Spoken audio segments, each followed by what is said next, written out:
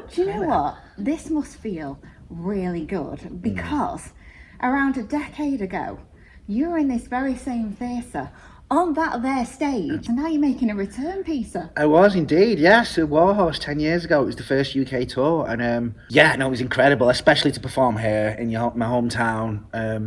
I was saying before, I'm pretty sure we did twice in the run because it was a big long run. It was 18-month tour, and I'm sure we were here twice over that time, and yeah, it was great. And like you say, very excited to be back here this time with Picture You Dead, and yeah, we're going to be here in April, and it's going to be great. I know, and it's a bit of a thriller, isn't it? It is, yes. It's based on the series of books by author Peter James. It's the Roy Grace detective. He's the main guy, and they're all kind of based in Brighton around that.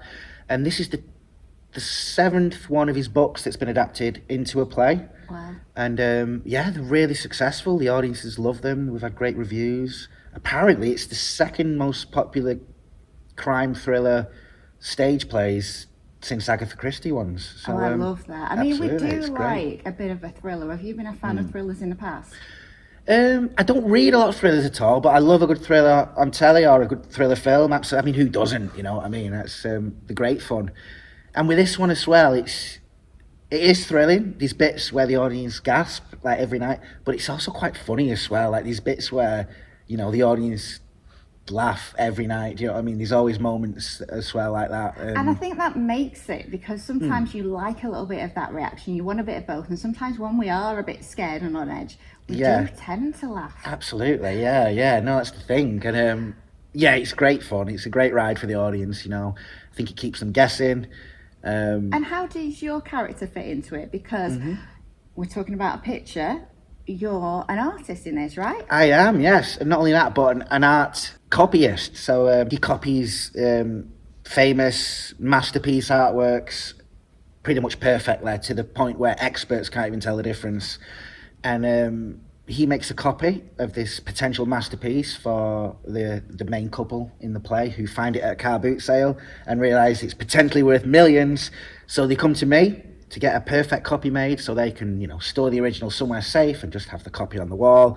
But then, of course, some nefarious characters get wind of all this, and they want the real painting, and it's all a bit of a race to see who ends up with the painting, and if Roy Grace will catch the bad guys or not in time. Did you do it? I can't give that away. But can you actually draw yourself?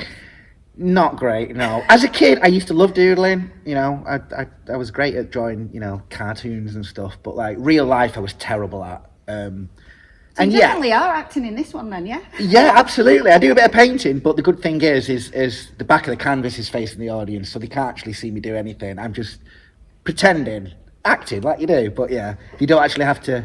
I didn't have to learn any art skills for that, which was good, because that would have took me a few extra months. Yeah. Well, we know with your acting, it is going to be top notch, because you have won a plethora of awards in the last 12 months. I mean, what has that been like for you with, Coronation Street, the part of Paul, and just the whole M&D storyline? Yeah, I mean, the whole time on Corrie, just incredibly special time that I hold so dear, and I'm so grateful that they took a chance on me, and then, to give me the storyline, which meant an eventual exit, because unfortunately there is no cure for M&D, so I knew that was going to be an exit, but, the writing was done so well, and it was researched so well, obviously worked a lot with the M&D Association to get all that right, and I could have never imagined the response we got from the audience, and from the M&D community as well.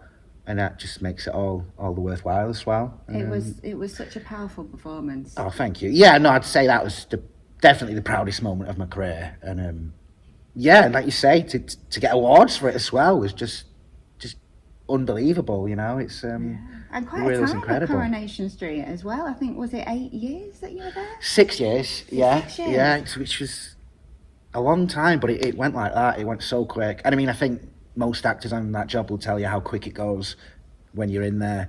But yeah, 6 years, 600 episodes, and I loved every minute of it. It was great, and I've made friends for life there. That Are you going to get them to come here? Oh yeah, there'll be a whole crowd coming. Absolutely, on press night there'll be a whole whole section of Corrie, I hope. Have you told them to behave themselves? Because we don't want any heckling and I know what that look like. Well, yeah, absolutely. Well, they came to see me in Panto at Christmas as well. Oh, no, they But they're didn't. allowed to heckle there.